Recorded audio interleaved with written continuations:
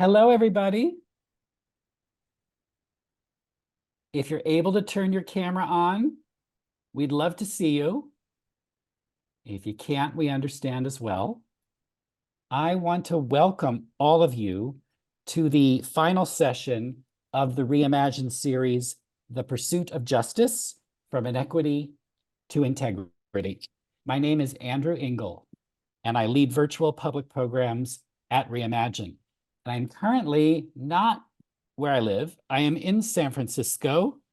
And appropriately, I am at a hotel that borders the Tenderloin District, which is a neighborhood known for a lot of struggle, that's known for a lot of injustice. I can see it when I walk one block and I'm at Macy's and other fancy stores, and a couple blocks later, I'm seeing people on the street and on the steps of the hotel.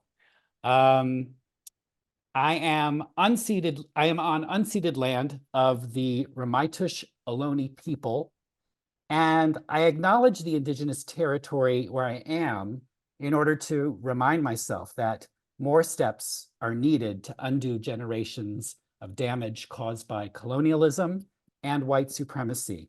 My hope for all of you is that this series and other Reimagine programs that we do are moving us in a better, more just direction.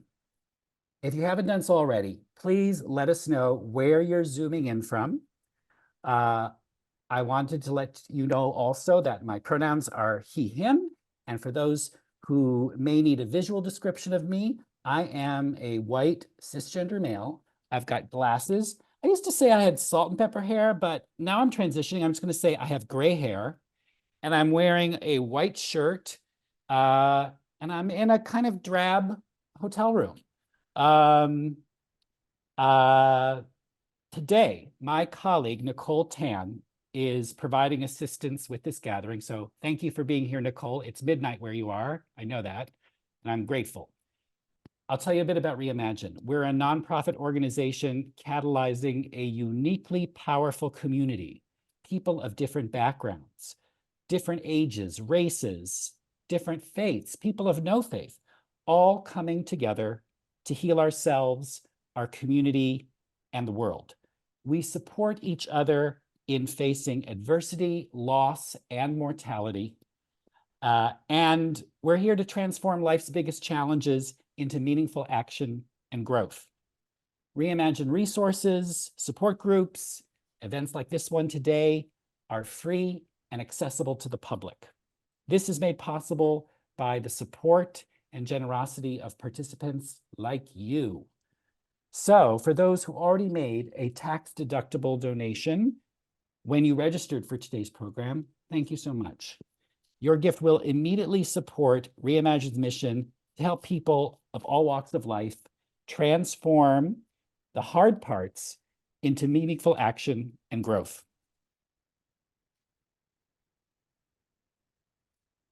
We've been exploring topics through this post-traumatic growth series. We're looking at aspects of loss, grief, and struggle through that lens. Previous series have focused on aging, money, career, climate change, addiction, you name it. And this month, we focused on the grief and growth associated with the pursuit of justice. I've done this in previous sessions for this series. I think it's helpful to share at least one definition of justice to get us grounded. Our colleague Mazen Jamal of Holistic Underground has suggested that justice is, quote, a state of integrity and wholeness achieved through healing and transformation. When justice is present, we can trust that our safety and well-being are valued in a community or society, end of quote. I'm curious if there are elements of this definition, which Nicole will paste in the chat, resonate with anybody. So would love to hear from you.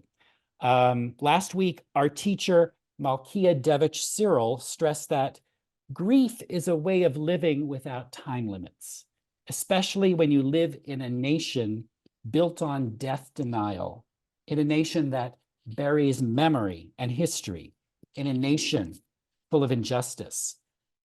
And Malkia says, we must allow grief to do its job. We need to feel it in our minds and in our bodies. And we can't grieve solo. We need groups like Mothers Against Drunk Driving, like Everytown for Gun Safety, and like Reimagine, so we can do it together. And I'm paraphrasing a bit, but I love this quote from Malkia: loss can be a landscape for our liberation. And now just for a few Zoom tips before I introduce our special guests. For those who wish, click on the CC icon to get a live transcript of what's being said. You can save the chat by clicking on the 3 dots in the chat box. And feel free to send me or Nicole a note privately. If you have any technical issues, we may be able to help you. We are recording this program, so everyone will get a recording of this as part of the follow-up email. Okay. And now it's my great honor to introduce our speakers for tonight. As a palliative care physician and health justice activist, Dr. Naheed Dosani is dedicated to advancing equitable access to healthcare for people experiencing structural vulnerabilities like poverty and homelessness. He founded and led the Palliative Education and Care for the Homeless program, which it's known by its acronym as PEACH. And he did this at the Inner City Health Associates in downtown Toronto. He currently serves as the medical director of Kensington Hospice in Toronto, part of Kensington Health, where Dr. Dosani also serves as health equity lead. Naheed shares his passion for palliative care and health equity with learners as an assistant professor with the Department of Family and Community Medicine at the University of Toronto. His research interests include advancing access to equity-oriented palliative care for structurally vulnerable populations and culturally diverse communities. He has received honors from Canada's Governor General, the Canadian Society of Palliative Care Physicians, the Canadian Medical Association, and Ontario Tech University. In 2022, Naheed participated in a conversation with us and Dr. Aditi Sethi.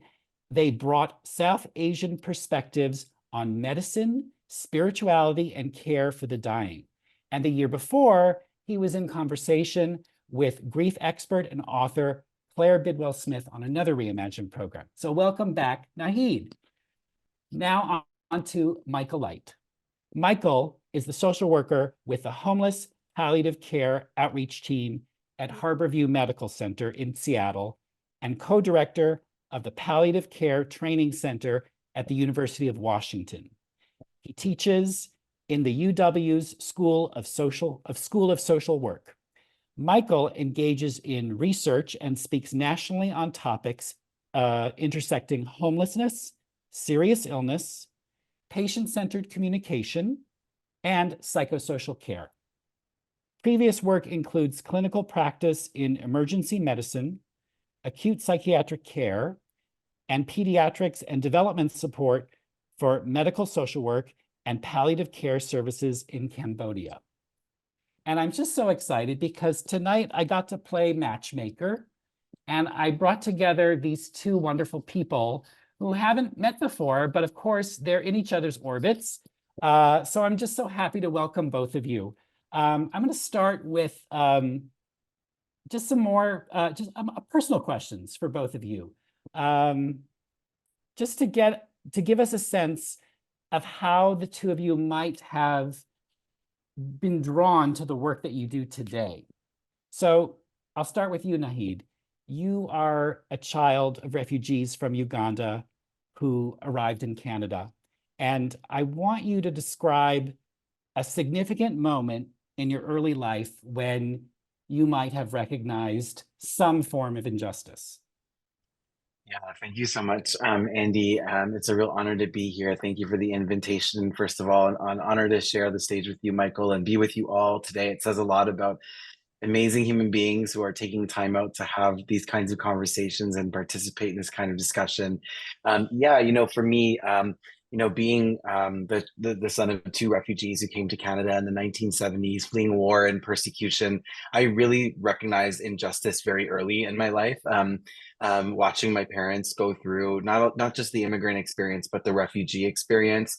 Experiences of stigma, discrimination, and even racism growing up. Um, but not just that interpersonal discrimination, but also systemic kind of discrimination that occurred. I grew up in a suburb of Toronto called Scarborough, and it always blew me away that resources such as healthcare were so well concentrated and delivered and distributed in some of the wealthier parts of the city. But in my suburb where I grew up, access to a doctor, a nurse, a community healthcare program was actually very difficult to get when I was growing up, and that's obviously changing now. But fast forward to 2024, I work on the streets and in shelters, providing healthcare for people who experience homelessness and poverty, and now work at the intersection of multiple overlapping injustices that we see, including a homelessness crisis, an opioid overdose death crisis. We're just getting through the COVID-19 pandemic, among others. And so I really appreciate you, asking me to dig deep. But my exposure to injustice early in life really created and fostered an environment where I knew that I wanted to work in a space to address inequities, and I found that home in healthcare through the realm of health justice and eventually palliative care and health justice. So I'm really looking forward to further conversation about all of this today, and thanks for that fantastic opening question. Thank you, Naheed. So on to you, Michael. You're a friend of Dorothy, just like me. And are there experiences of injustice that you can share as a queer man that has shaped your work? Yeah, I will start by echoing the gratitude for inviting us to the space and the opportunity to meet you. Naheed. We've been the two programs doing this kind of work in North America for a long time, and we were just joking that like in the busyness of all of that, it's hard to actually like make that connection across continents and time zones. So it's nice to finally be meeting here. And yeah, talking about really the essence of what this work is, which I struggle sometimes to think of it as justice work directly, but it is certainly at the intersection of justice work and where we do that on a sort of systems level at this sort of like micro practice, sometimes of healthcare. And when are we at this sort of like macro level practice? I have to say, I've been reflecting a lot on your question since you first posed this, my identity as a queer man or a queer person, and how that's influenced, especially my work in healthcare. And I think as I thought about it, one of the big things that I reflect on is that while being identified as a queer person, and I'm coded often as a queer person, that has certainly meant experiences of hate speech or microaggression. That's certainly for people in my community, been a significant exposure to violence, whether that's structural or interpersonal violence, a lack of access to resources. There's still a wage gap for people who are queer. There are significant injustices for the queer community. And there are a lot of things about my other identities that have actually been pretty protective, both in terms of my family history, my educational attainment, the communities that I've lived in. And so it's a really interesting struggle to sort of think about where are the ways that I've experienced injustice. But a lot of that work, a lot of that exposure has actually helped me see more how injustice and structural racism, especially, but structural injustice and structural violence operate so that I can have a lot more awareness of just kind of how the world works on, I think, a couple of levels. One, really understanding my whiteness. And I feel like that is like one of the identities that like understanding my queerness is an opening to understanding how identity and positionality and these intersectional identities operate in the world, and really being able to understand my whiteness and how racism creates a more significant impact for a lot of people in our country. So there's, I think, a cross of like empathy that is that I've developed in my work. The thing that I can speak to is appreciating all of those subtle ways in which I may have been protected from certain forms of injustice. There are still all these really insidious ways that living in a society that still carries hate and legislates freedoms and personal rights and human rights around my identities, those things seep in to how we feel about ourselves, our personal sense of dignity, our sense of autonomy. I remember when gay marriage was passed sort of like nationally. I remember being curious about that as a political event and then being really surprised when I broke down crying when it actually passed. I didn't realize how much of that I was still carrying inside of me.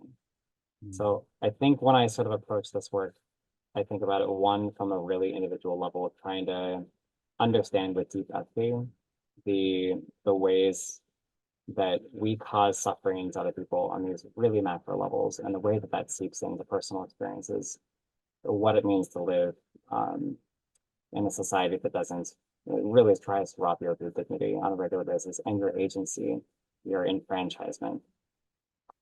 So having some compassion around that, and then also really understand the importance of developing then identity and political power and thinking about the different ways that we engage the communities that we work with as we're advocating alongside for, really thinking about how we structure various forms of our work to include people, the sort of, nothing about me without me sort of approach to saying that we people who are living unhoused in our communities are still our community members. They are still our neighbors. They still have a sense of home and place in community. And so not disenfranchising them from the work that we're doing is a big part of how I approach this. I think my underline for all of this is I stay in healthcare because it's the one thing that really makes me often so mad. It's this intersection of a variety of injustices, of bad policy decisions often, constrained financial resources that really directly impact people's ability to live, thrive, survive. And so there's very few places where that crisis feels so personal, so immediate, so impactful, so life-threatening.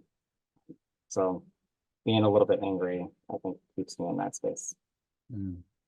Michael, thank you for that very thoughtful, reflective response. I'm curious to move on to a set of questions that are oriented towards our thinking on post-traumatic growth. I'm curious how, for the two of you, how justice depletes you. I heard from you, Michael, already how the injustices make you mad. I'm curious how they allow you to grow as well, both the struggle and the growth in the kind of work that the two of you do. We'll kick it off to Naheed first.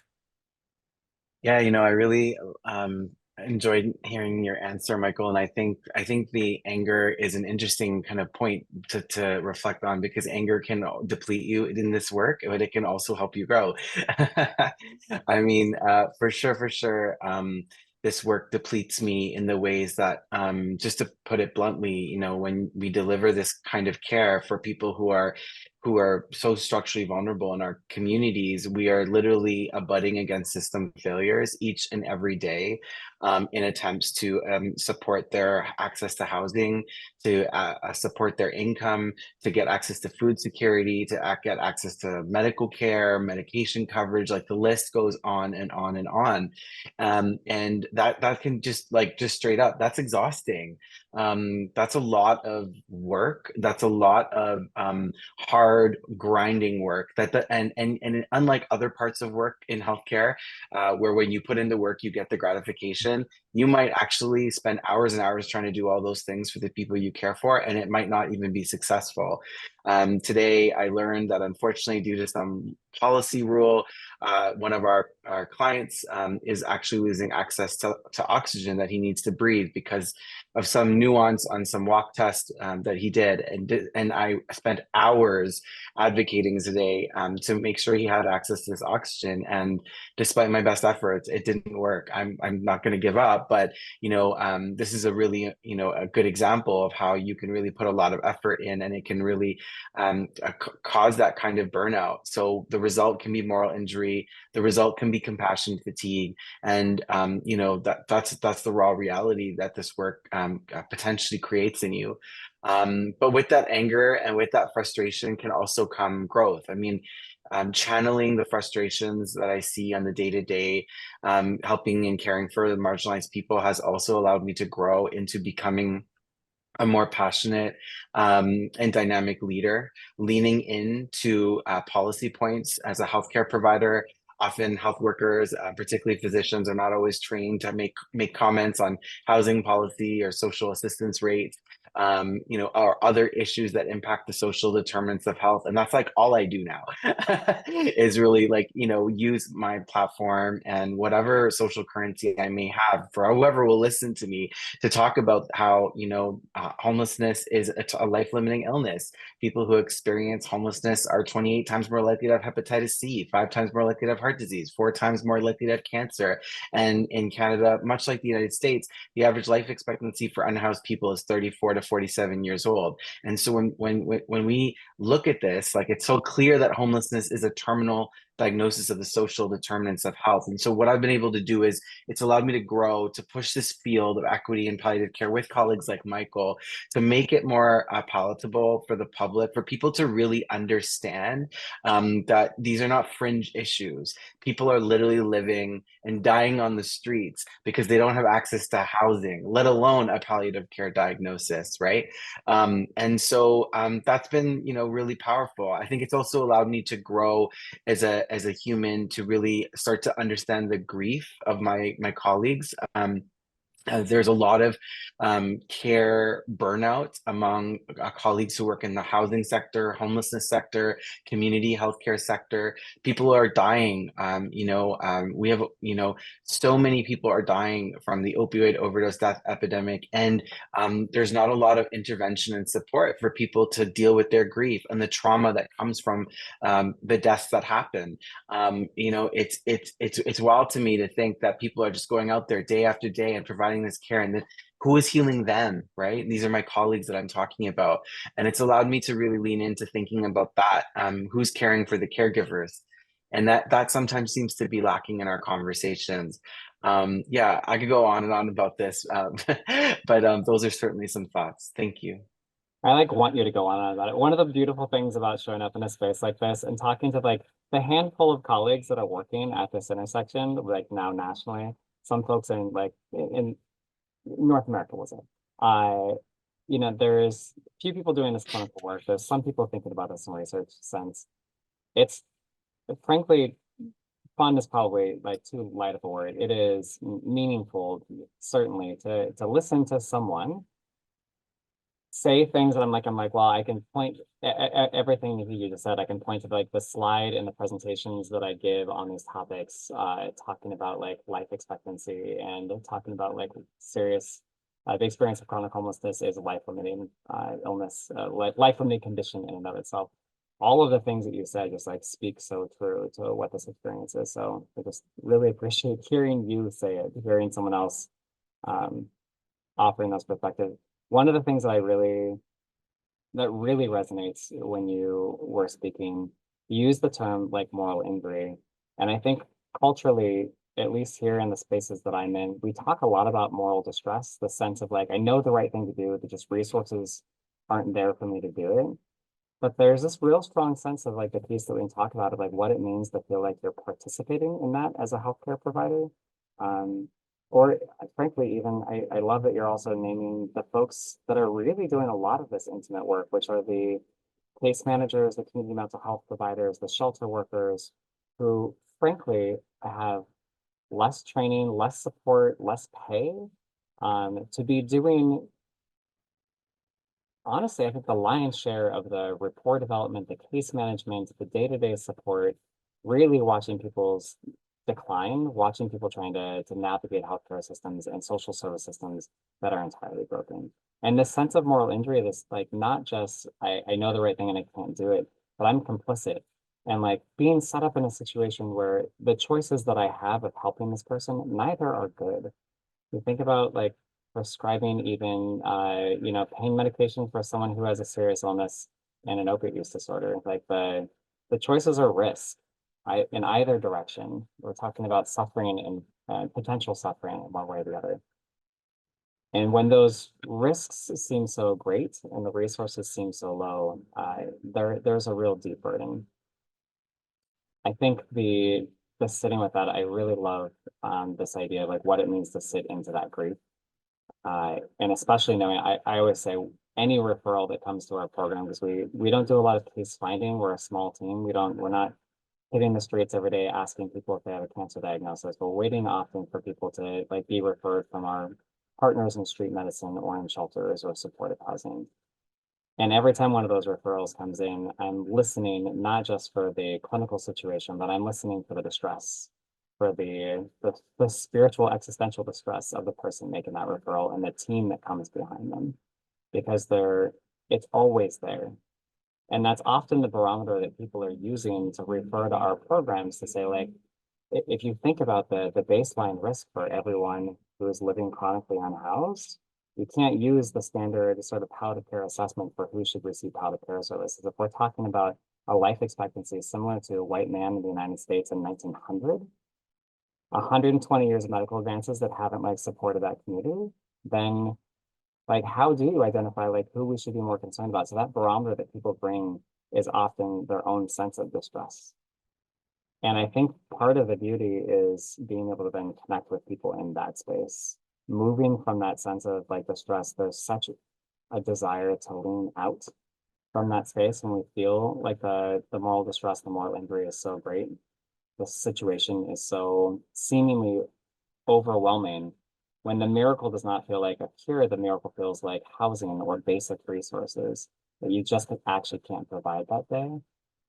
The practice and frankly, the spiritual practice of what it means to like need to keep leaning in to those situations, leaning into the people that you're working with, leaning into the patients, leaning into the relationship. That I think becomes like the most healing point. When people talk about like, oh my God, your work must be so challenging, must be so hard. I know that they're usually talking about working with dying homeless folk. And I always say like, that is the best part of my job. The best part of my job is falling in love with people who are sometimes a little quirky is often the way that I like code a number of things, but I get to meet people who have a range of, they're just life experiences and stories and like humanity and humor and hopes and goals and dreams that I get to fall in love with and connect with and spend this time with.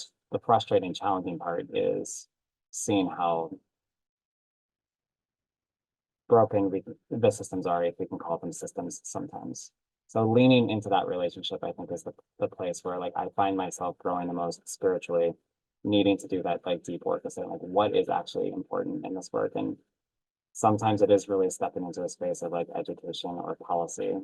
And sometimes it's like reconnecting back with being able to straddle that. I think personally, I'm guessing that this is maybe the same for you to be doing something like this and then to be doing some education program, to be writing a research paper, and then have a day where you get to actually go sit down with a person and just hear and share stories, and then maybe make one thing happen in their care. And even if the care piece doesn't work out, someone feels like someone invested a lot of time and attention and energy in me today. Like that's one of the ways that we build at least relationships and people's trust in the healthcare system that we frankly have done a really good job of not earning. Thank you, Michael.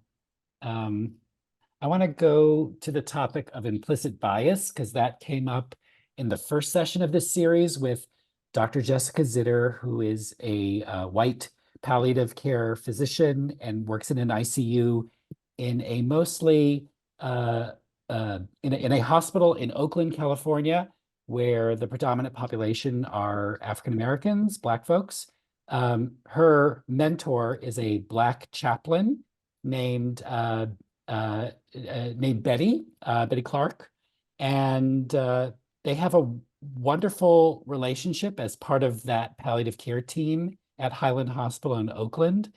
And they both acknowledged their implicit biases, and I also often wonder if that term is just a gentler way of saying acknowledging our own racism, but that maybe that's a more digestible term for folks. Anyway, so I'm curious about examples of when both of you recognized and confronted any implicit bias in the work that you do. Let's kick it to Naheed. Yeah, I think just to start the conversation around this, I think it's important to recognize that implicit bias is present in healthcare, and it's quite common actually.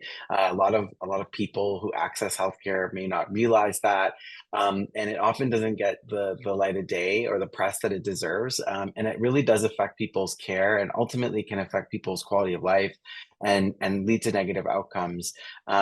Conversations like this are really important because the more that we're able to address and confront our biases, the more we're going to be able to deliver the kind of equitable care that we're actually trying to provide.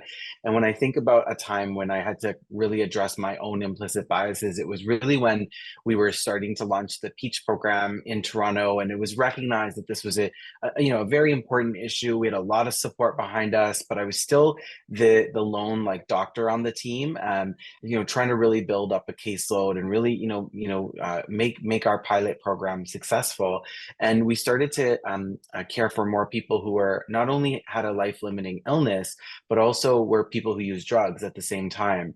And sometimes those two types of presentations at the same time can be very challenging for our traditional healthcare system, and even for our novel, trailblazing, innovative Peach team. It was really, really hard. And I remember caring for a handful of these clients, and seeing them and recognizing that my work, my treatments were not working. They weren't fulfilling my prescriptions. They weren't necessarily showing up for my appointments. They were sometimes late. And I started to feel like I was failing. I started to project what I thought good palliative care, good care should be on people who were in need of support. And I remember feeling really like frustrated with myself and thinking, what have I gotten myself into? And a really incredible, actually, social worker pulled me aside at one of the shelters and just said, Naheed, can you just breathe? Take a second. Do you realize that just by showing up, by just being here, you are providing a kind of care that has not been accessible previously to people who are in these kinds of situations? And I started to realize through reflective practice and journaling and even spoken word poetry that I do, that I actually was projecting what I thought care should look like for this population, and ultimately started to realize that actually when we do this work, and in the medical world, this happens a lot. We're instilled with, certain protocols and certain medicines that should be treated, and focusing on certain standards. And if you don't provide those standards, then you're providing substandard care. And I started to realize that actually palliative care just looks different for this population. Meeting people where they're at is what this is about. And actually, like my colleague said, it's really just about showing up. And if I can just get someone to connect with me, to trust me, to build rapport with me, have a relationship, that actually is a huge win. And I stopped over time projecting what I thought a medical care should look like for people. And I let the person who I'm caring for be my North Star. And I think that's what meeting people where they're at. I know it's like a very a common phrase nowadays, but I think really that's what is at the core. Letting the people we care for guide us. And for some of the people we care for, it's about bringing them a coffee. For others, it's about filling a social assistance or housing form. For others, it is about, treating their pain and symptom management. For others, it's providing company and social support, and that's okay. Showing up is what this is all about. And I think it's an important lesson that I pass on to trainees of the next generation. That's what I would say as an example. Michael, talk to us about implicit bias.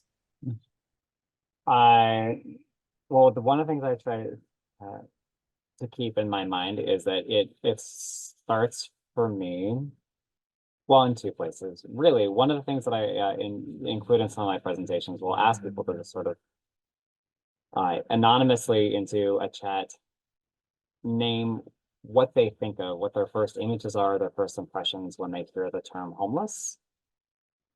And I include this little caveat, or something you think other people might imagine, because people, I think you hear that and there's the first thing that comes to mind. And then, for us that are maybe coming to this space and feel like progressively minded and feel like people without housing still deserve dignity, you know, we correct that very quickly into like, I'm like, no, like it should be like empowering and whatnot. But really often the first thing, and even for myself, what I disclose is like the first thing that comes to my mind is still something that's like outside, mostly focused on the like the sort of like gritty media centric image of homelessness. It's still framed like most of, even though I do this work week to week, there's still so much of that imagery and that narrative that's shaped by a social contract that is like deeper and bigger than me. It's still the sea that I swim in. So being able to recognize that like if that's still the first thing that comes to my mind, that then I have to step through and say like, yes, and it's actually my patient. And then I remember my patients' faces and their stories and their names and their experience in my relationship with them. If I'm still doing that work this many years into this practice, I just appreciate that this is something that affects us all. And I try to hold that every time I get a referral. And I think I learned this working in the emergency department. It's such a quick pace. You're seeing folks all the time. It's a clinician that comes and says like, hey, there's a person over in bed 6 that has X, Y, and Z. And it's really easy when you do sort of a certain, especially triage-based work for a period of time, to start forming an idea of like who the person might be, what the situation is. I've read a couple of chart notes. I've heard this one person talk about them. I'm already getting ideas about who they are, what the situation is, what they need, and what the tenor of the conversation might be like, what the outcomes should be. It happens pretty instantly. And some of that, to appreciate, going to see that patient and having a conversation and realizing their needs might be completely different, their presentation might be completely different. Someone who rubs a physician the wrong way in the emergency department that then makes a referral to me and says, this is a difficult patient. Like those are words to sort of like lean into and be curious about and interrogate a little bit, because all of those things start to bias the rest of the care team. And that includes me. So being able to recognize that and show up, I think, authentically with a bit of openness, knowing that I've already been influenced by the things that I've read, the things that I've heard, the things that I've experienced, or the patterns of patients that I've seen in the past, to then try and hold that and remember that I need to then show up authentically with this new individual and get to know them and keep interrogating those things that are still inside me and the discomforts that it brings up in me to be in that space. And I think that's part of what helps me when I sit down and write my notes. There's such an easy way in medical jargon from what you read every day and what's sort of easy and fast to write, that you forget how biasing some really basic common language can be. And being able to like stop yourself and say like, how do I want to phrase this? Because how I phrase this right here might be one of the only opportunities that someone has to see this person in a different way, to potentially humanize them in another way. I love including in my notes, you know, social history about this person is also a musician. And here's a link to some of their work on YouTube. Here is a link to this person's like poetry that's online. What are the ways that we humanize patients? Because we tend not to do that. We're doing our work, we're trying to do it quickly and efficiently and effectively, and it loses this essence of relationship.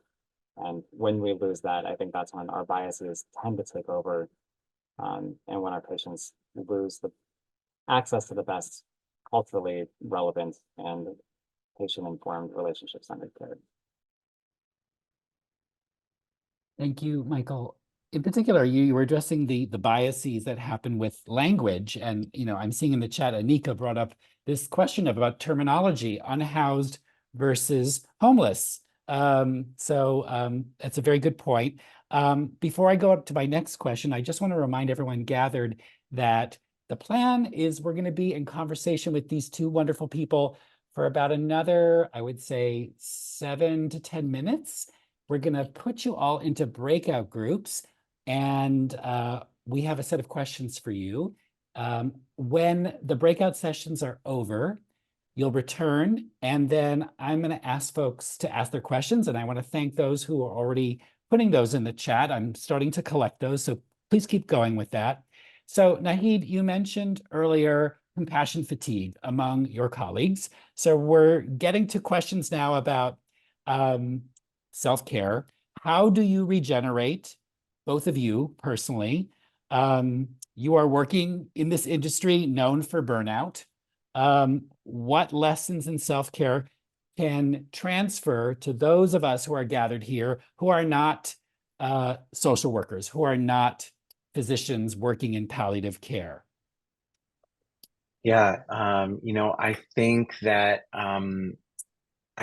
we cannot allow the grief to go unaddressed. And one of the things that we do on the Peach team is we do everything we can to support the tsunami of grief that is within us and around us. And one of the ways that we deal with that and support that is by holding grief circles.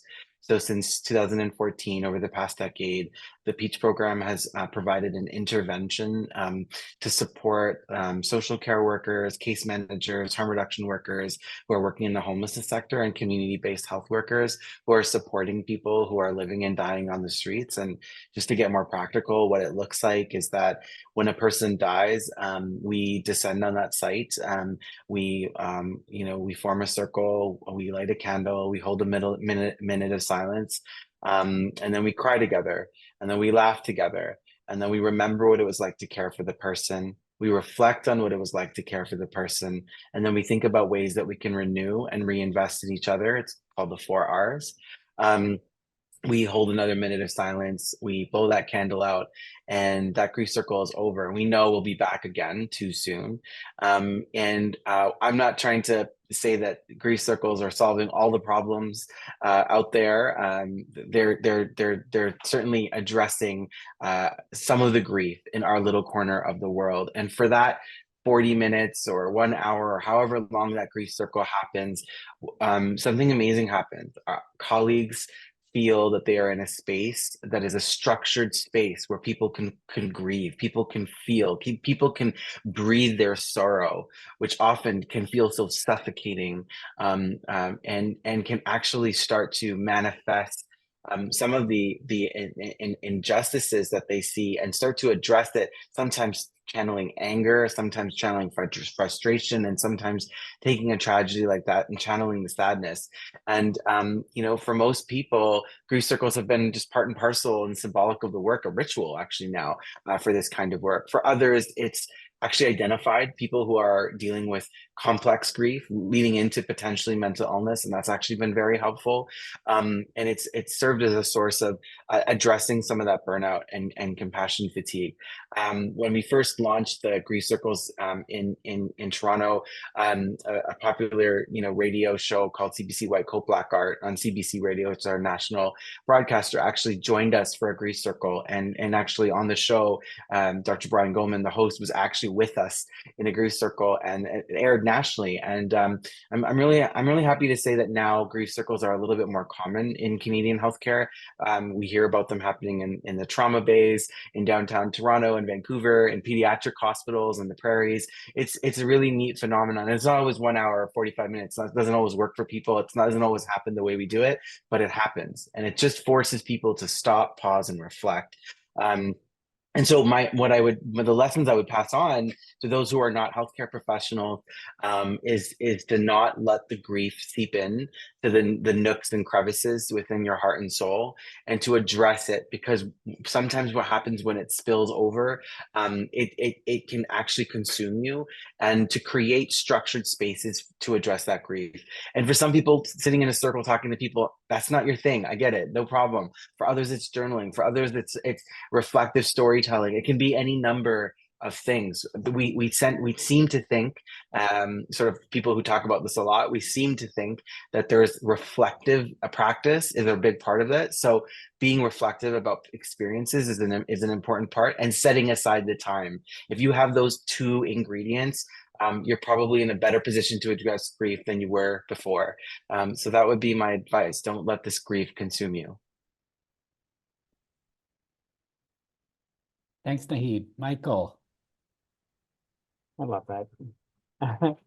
I am thinking also in time, but also like about our time. The only note that I made for this question, sort of like prepping for this, and I just made one little note that said fall in love with grief. And I think that's like the work that I've been trying to do for myself. And hashtag shout out to therapy. I love my therapist, love having a space to process both this work and just my life experiences in general.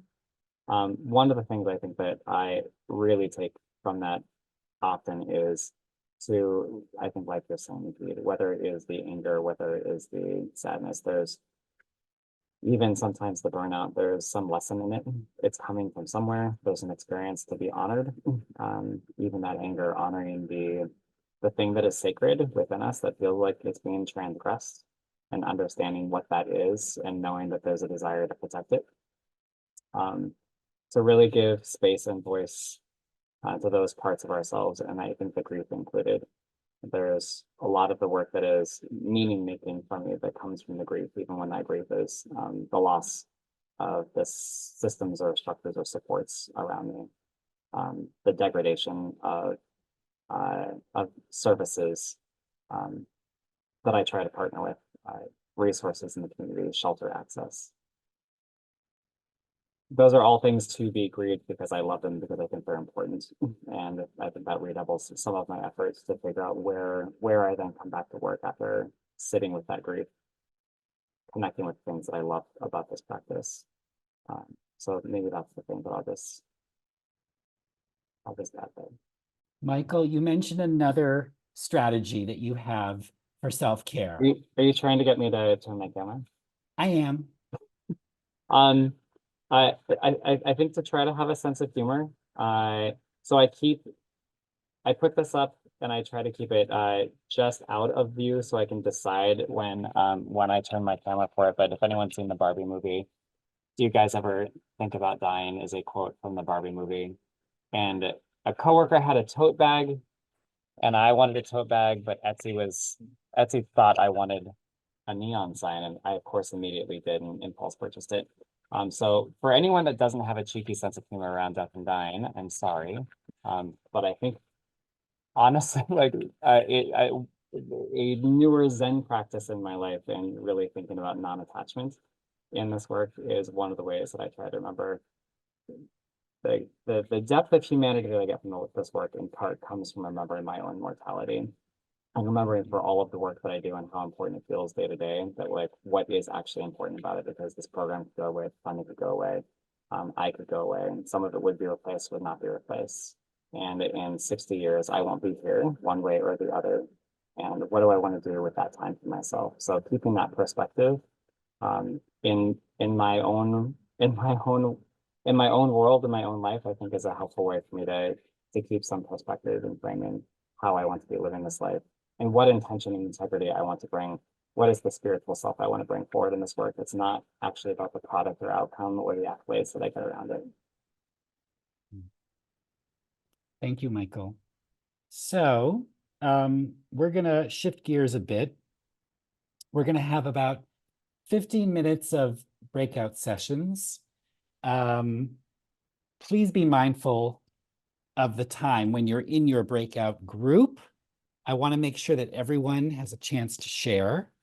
And I want to remind everyone that when you go into these sessions, this is not an opportunity to give advice to people. It's about active listening. It's about sharing your own experience.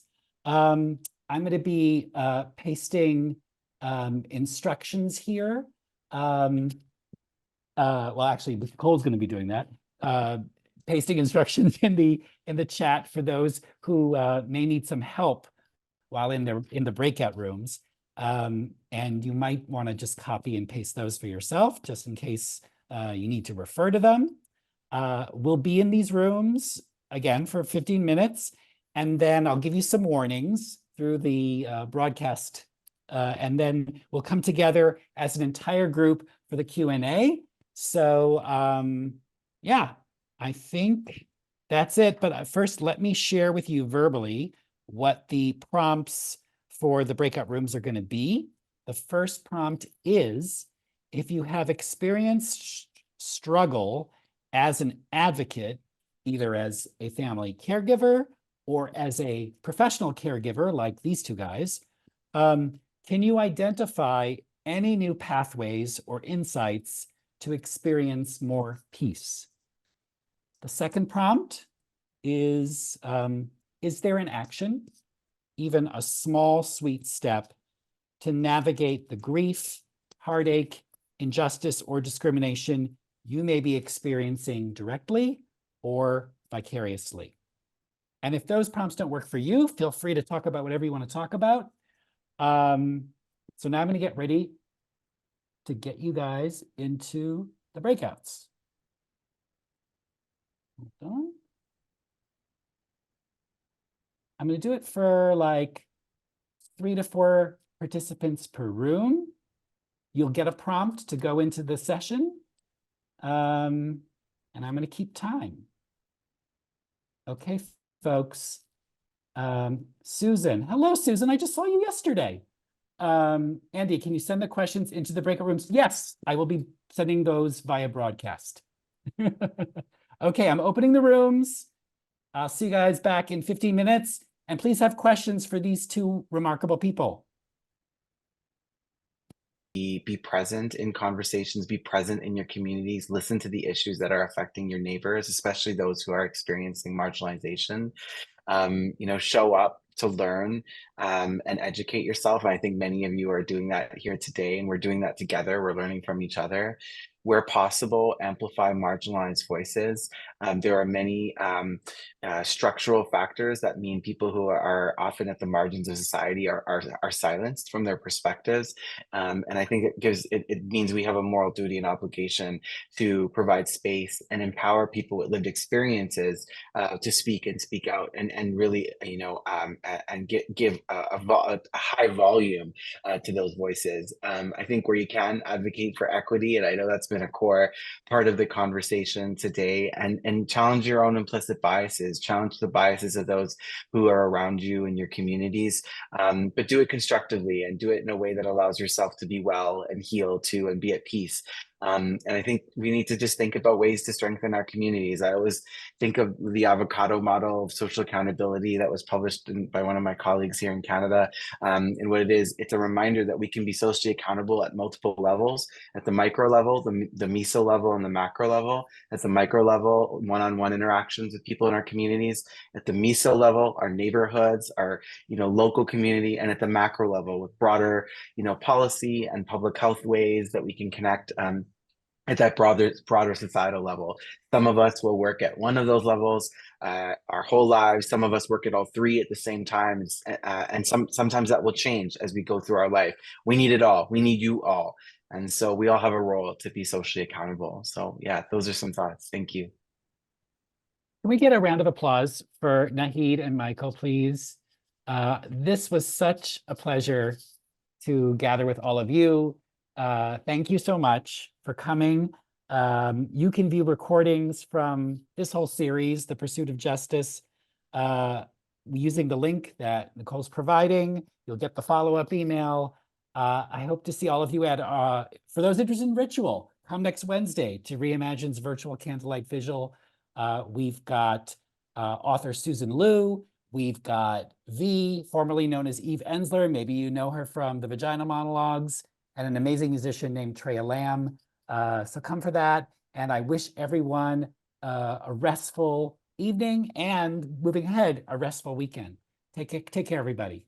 Bye.